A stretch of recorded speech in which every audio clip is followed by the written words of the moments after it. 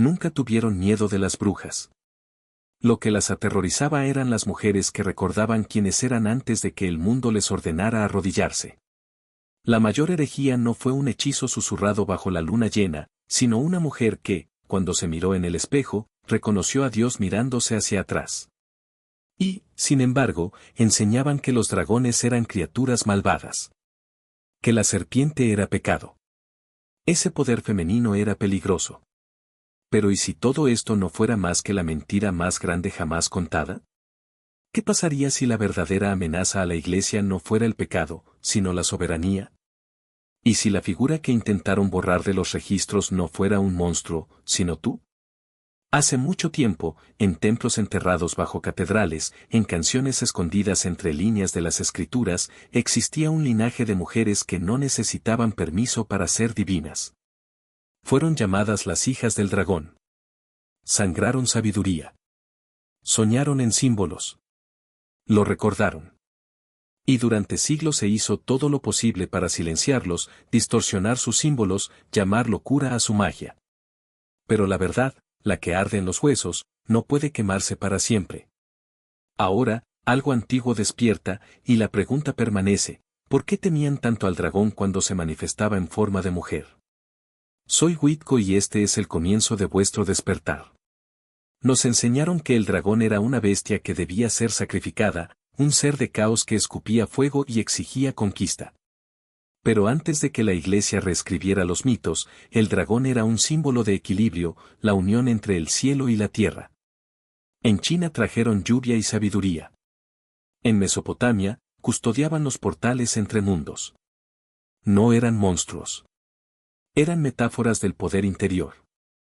En los antiguos linajes reales, nacer del dragón significaba algo sagrado. No se trataba de fuerza bruta o dominación, sino de portar una chispa divina. Druidas, sabios y emperadores de hierro hablaron de un linaje serpentino, tejido en el alma, no en la espada. El poder no se heredaba a través de la política, sino a través de la resonancia con el cosmos. Sus tronos eran espirituales antes que físicos. Y en lo femenino, el dragón tenía un significado aún más profundo, era la memoria viva del útero como templo sagrado, fuente de toda vida. Piense en la serpiente enroscada, la espiral del ADN, la geometría sagrada de la creación, todo ello refleja una única verdad.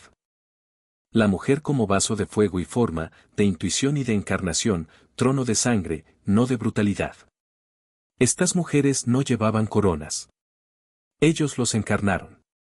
Eran sacerdotisas, oráculos, parteras del misterio, no porque alguien las ordenara, sino porque la tierra misma las consagraba. Sangraron al ritmo de la luna.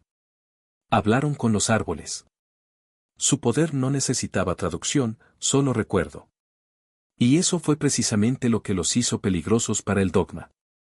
Imagínese crecer creyendo que los dragones son malvados, solo para descubrir que usted lo es. No en una fantasía de Hollywood, sino en su esencia, su conocimiento, su fuego, su soberanía. Ese es el truco del control, demonizar la fuerza que puede liberarte. Convirtiendo sus alas en cadenas, etiquetando sus voces como peligrosas cuando son divinas.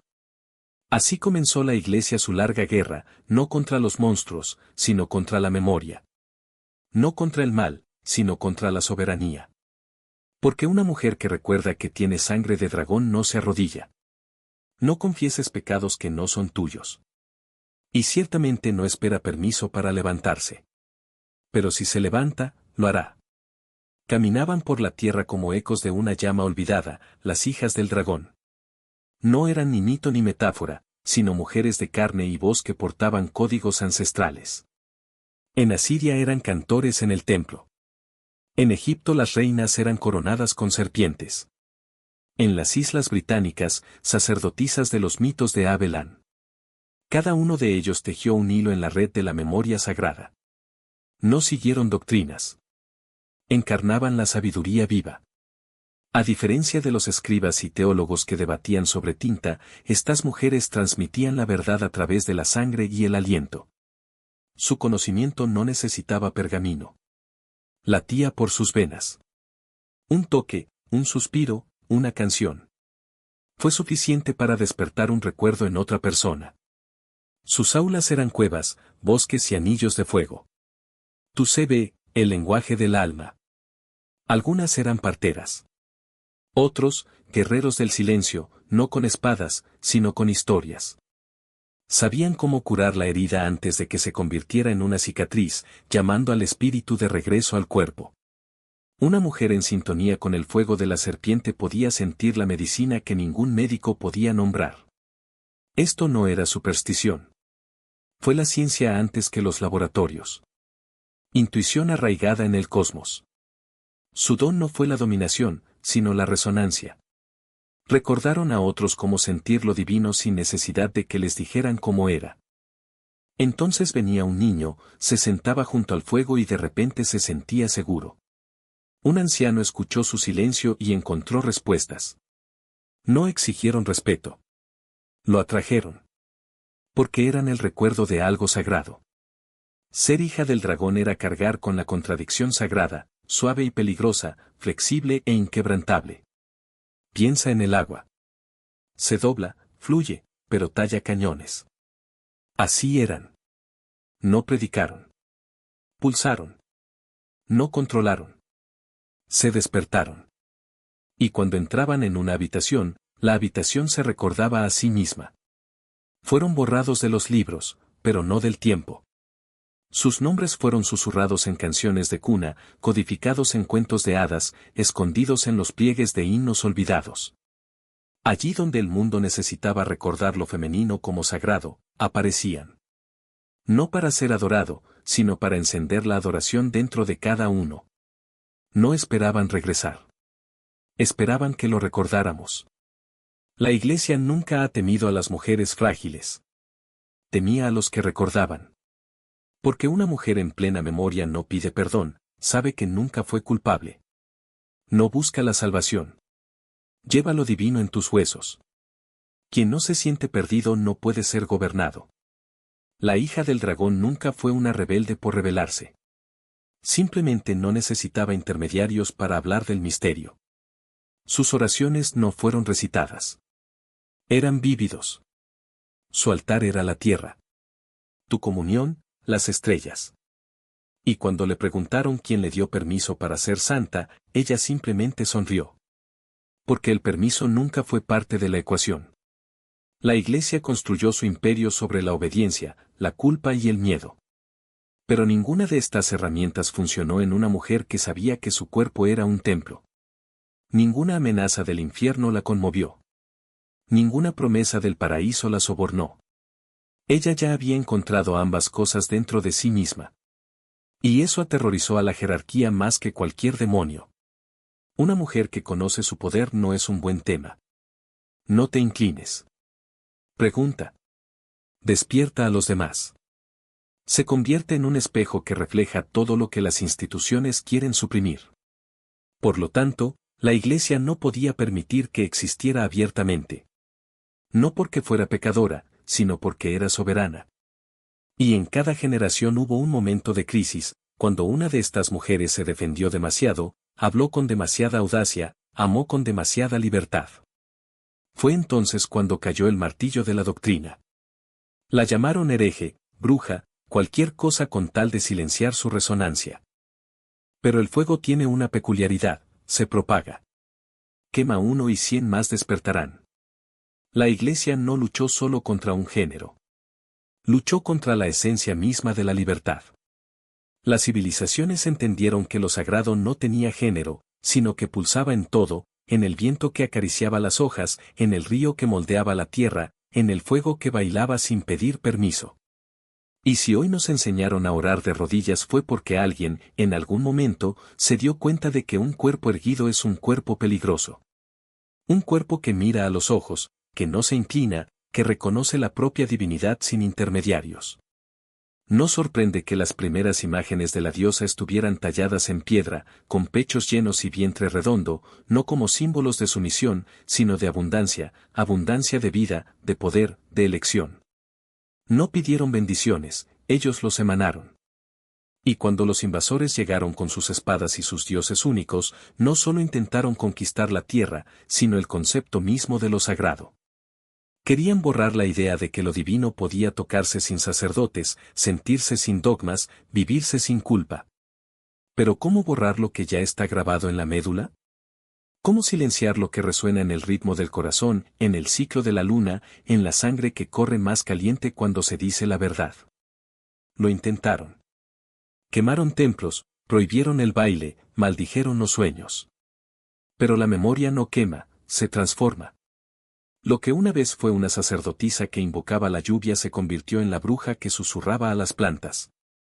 Lo que era un ritual de conexión con la tierra se convirtió en superstición. Lo que era sabiduría antigua fue etiquetado como locura.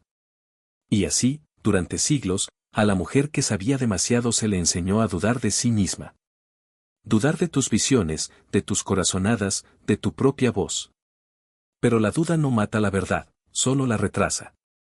Y mientras los fuegos ardían, mientras los libros eran destrozados, mientras las lenguas eran cortadas, algo sobrevivió. No en los pergaminos, no en las catedrales, sino en los gestos más simples, en la abuela que cura la bendición, en la partera que supo el momento exacto para traer una vida al mundo, en la mujer que miró al cielo y supo, sin necesidad de calendarios, cuándo plantar y cuándo cosechar. Lo llamaron instinto. Pero el instinto es solo memoria sin nombre. Es el cuerpo recordando lo que la mente se ha visto obligada a olvidar. Es la mano que se extiende para tocar un árbol y, por un segundo, siente lo que miles de mujeres antes que ella sintieron, que la tierra no es algo que se pueda poseer, sino algo a lo que pertenecer. Es el escalofrío en la nuca cuando se dice en voz alta una verdad antigua, como si el propio viento estuviera confirmando, sí, esto es real. Y es por eso que, incluso después de tantos siglos de silenciamiento, la pregunta sigue vigente: ¿qué pasa si todo lo que nos han enseñado a temer es precisamente lo que nos hará libres? ¿Y si la serpiente no es tentación, sino despertar? ¿Y si el fuego no fuera castigo, sino purificación? ¿Y si la mujer que se atrevió a saber no es una hereje, sino una heredera? Porque la verdad es que el linaje nunca se rompió. Simplemente se escondió en lugares donde el miedo no se atrevía a mirar. En los cuentos que contaban las abuelas antes de dormir, en las canciones infantiles que hablaban de dragones y diosas disfrazadas de hadas. En mujeres que, sin siquiera saberlo, llevaban el código de la manera que les importaba, no por obligación, sino por devoción. En la forma en que amaban, no con sumisión, sino con entrega. En la forma en que crearon, no con control, sino con confianza. No necesitaban títulos para ser sagrados. Su santidad residía en el simple hecho de que existieron, de que persistieron, de que recordaron, incluso cuando el mundo insistió en hacerlos olvidar. Y ahora, cuando el velo se vuelve más fino, cuando las grietas del sistema se ensanchan, cuando las voces que antes susurraban empiezan a cantar al unísono, es señal de que el tiempo se acaba. No es una revolución con banderas y gritos de guerra.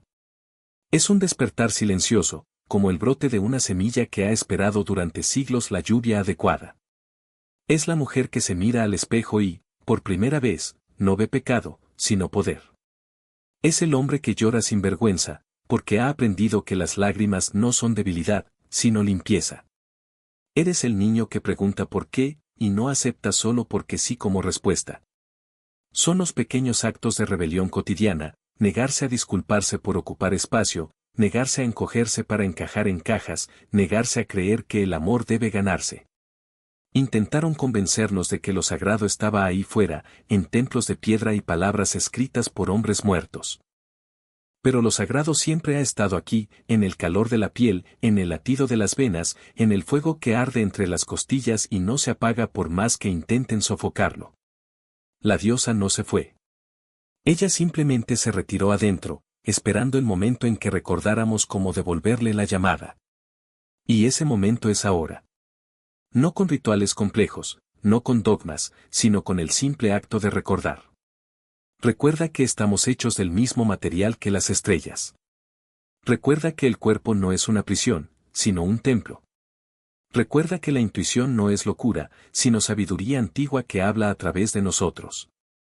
Y cuando ese recuerdo llegue, y vendrá, porque está en la sangre, en el sueño, en el suspiro entre un respiro y otro, no lo ignores. No lo llames coincidencia. No lo etiquetes como una fantasía. Déjalo crecer. Déjalo arder. Porque el dragón que duerme dentro de ti no es un monstruo. Es la parte más antigua de tu alma, la parte que nunca se rindió, que nunca olvidó. Y ella está lista para volar. No para destruir, sino para iluminar. No dominar, sino despertar. Y cuando eso suceda, no será el final de nada. Será el comienzo de todo.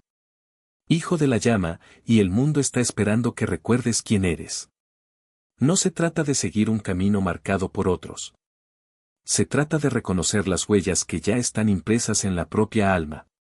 Cada vez que dudes, cada vez que dudes, cada vez que te preguntes si tienes derecho a brillar, debes saber esto: el dragón no pide permiso para volar. Simplemente vuela. Y tampoco necesitas una invitación para despertar. La puerta ya está abierta. La clave está en tus manos. ¿Y el momento? El momento es ahora. Intentaron apagar la llama. Intentaron sepultarlo bajo dogmas, bajo el miedo, bajo la idea de que lo sagrado es de unos pocos. Pero el fuego no se apaga. Él solo espera. Espera el momento en que finalmente recuerde que no es un trozo de carbón frío, sino la brasa misma. Y cuando la soples, no será para encender una vela. Será para prender fuego al cielo. ¿Has sentido esto, no? Esa calidez repentina en tu pecho cuando escuchas una canción que parece escrita para ti. Ese escalofrío que recorre tu espalda cuando lees una frase que resuena como una verdad olvidada hace mucho tiempo. Ese sueño recurrente donde vuelas, pero despiertas antes de llegar a las nubes. Estas no son coincidencias. Son recordatorios. Son susurros de tu propia sangre que dicen: ya lo sabes. Siempre lo supiste. Lo llamaron herejía. Lo llamaron locura. Lo llamaron pecado. ¿Pero qué es el pecado sino una verdad revestida de miedo? ¿Qué es la herejía sino una voz que se niega a ser silenciada? ¿Qué es la locura sino el precio de ver más allá de los barrotes que otros llaman realidad? No estás loco. Estás recordando. Y esto es más peligroso que cualquier revolución. Porque una revolución puede ser aplastada. Pero un recuerdo no se puede quemar. No puede ser encarcelado. No se puede negociar. Está en ti, tan profundo como la médula, tan viejo como las estrellas. Y cuando surge, no es para derrocar imperios. Es para hacerlos irrelevantes. No se trata de gritar contra la oscuridad. Es encender una luz tan intensa que la oscuridad simplemente desaparece. Intentaron decir que eras pequeño. Que su voz no importaba. Que su fuego era peligroso. Pero ¿qué es un dragón sino una prueba de que lo imposible es solo una historia que aún no ha sido reescrita? ¿Qué es una llama sino la promesa de que incluso lo reducido a cenizas puede renacer? No eres pequeño. Eres infinito. Y el mundo está listo para recordar esto a través de ti. Así que no pidas permiso. No esperes una señal. La señal eres tú. El permiso es tu aliento. La autorización es la sangre que corre por tus venas. No necesitas un mapa para encontrar lo que ya hay dentro de ti. Solo necesitas dejar de mirar hacia afuera y empezar a escuchar dentro. Y cuando lo hagas, cuando finalmente dejes de lado las excusas, los miedos y las historias que te decían que no era suficiente, te darás cuenta de una cosa: el dragón no estaba dormido. Solo estaba esperando que dejaras de huir. Esperaba que recordaras que no eres un monstruo. Es un milagro. Y los milagros no piden disculpas por existir. Simplemente lo son. Así que respira profundamente. Siente el fuego. Escuche la llamada. Y cuando estés listo, no lo dudes. Porque el mundo no necesita otro seguidor. Te necesita, completo, despierto, libre. Necesitas quien siempre fuiste antes de que el miedo te enseñara a dudar. ¿Y esta persona? Esa persona es la profecía. Es la promesa. Es el nuevo comienzo. Así que levántate. No como un soldado. Como un faro. No como un rebelde. Como la verdad misma. Porque cuando recuerdes quién eres, el mundo entero lo recordará contigo. Y esa, amor mío, es la única revolución que importa. Y esta llama que arde en ti no es casualidad. No es suerte. Es memoria. El recuerdo de un fuego que nunca se apagó, incluso cuando el mundo intentó sofocarlo con sus reglas, sus sombras, sus mentiras repetidas hasta convertirse en verdades. No eres solo un nombre. Eres un eco del universo, una nota perdida en la sinfonía cósmica que ahora, por fin, decide sonar de nuevo. Porque la verdad no se puede explicar. Ella siente. Y cuando lo sientes, ya no hay lugar a dudas.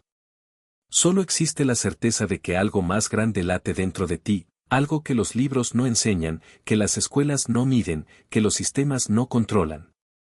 Es la voz que susurra cuando el silencio se vuelve profundo. Es la luz que penetra las grietas del miedo. Es la llamada que no pide permiso, porque ya sabe que responderás. Y si alguien te dice que esto es una locura, recuerda, toda gran verdad ha sido llamada engaño antes de ser reconocida. Si te dicen que es imposible, debes saber que lo imposible es solo lo que aún no se ha experimentado. Y si intentan silenciarte, recuerda que incluso las estrellas, en su nacimiento, fueron llamadas errores, hasta que todo el cielo se inclinó ante su luz. Así que no esperes una señal. Ya eres la señal. No busques respuestas afuera. Están ahí, bailando entre las líneas de tu propia respiración. Y cuando los reconozcas, dejarás de ser un espectador de la vida. Será el espectáculo en sí. El que no se contenta con las migajas de la iluminación, sino que devora todo el sol. El que no se arrodilla ante los ídolos del miedo, sino que con una sola mirada los convierte en polvo. Porque no viniste aquí para ser pequeño. Llegaste a ser inmenso. Y esta inmensidad no cabe en fórmulas, dogmas, jaulas de palabras. Se desborda. Arde. Se transforma. Y es exactamente por eso que tienen miedo. Porque saben que cuando recuerdes tu poder, nada volverá a ser igual. Ni siquiera el cielo. No la tierra. Tú tampoco.